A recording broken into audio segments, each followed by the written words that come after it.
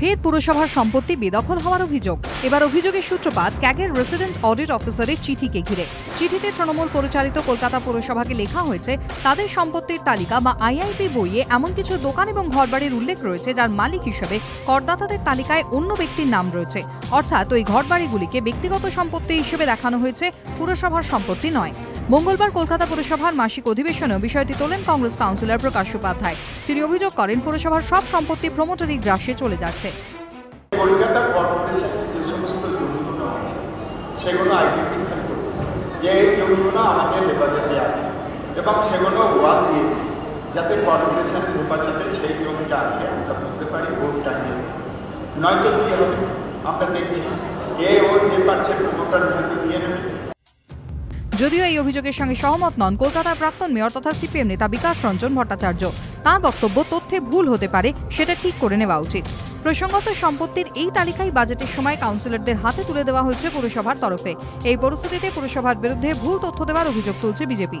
পুরো অধিবেশনে ওঠা অভিযোগের প্রেক্ষিতে মেয়রের দাবি, পুরসভার কিছু সম্পত্তি আছে বলে তাদের জানাই ছিল না। তবে সেই সম্পত্তি বেদখল হওয়া মানে এই নয় যে তা কারো ব্যক্তিগত হয়ে গেল। ইমুভেবল প্রপার্টিতে যদি কিছু আইডেন্টিফাই করা থাকে, আমরা তো বলেছি যে এটা কন্টিনিউয়াস প্রসেস, অনেক ক্ষেত্রেই ইনফরমেশান থাকে না। সেই ইনফরমেশান থাকলে আমরা আইবি বুক চেঞ্জ করে নিই।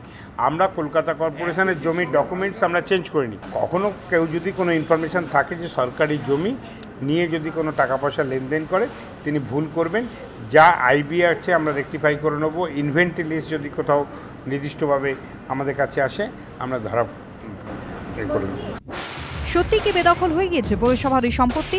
খোঁজ নিতে আমরা পৌঁছে গিয়েছিলাম এমনই কয়েকটি বিতর্কিত ঠিকানায়। তালিকা বলছে এটা নাকি পুরসভার সম্পত্তি, কিন্তু এখানকার বাসিন্দারা কি বলছে শুনুন।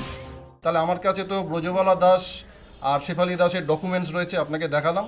সুতরাং এখানে কর্পোরেশনের কোনো ব্যাপারই আসে না। এটা এই 62 কেনা হয়েছে আমাদের প্রেমিস, তারপরে কর্পোরেশন থেকে এইটা কেনা হয়েছে এবং তারপরে আমাদের মানে আপনি তো দেখলেন ডকুমেন্টস। আপনারা কি কর্পোরেশনের প্রপার্টি কিনেছেন?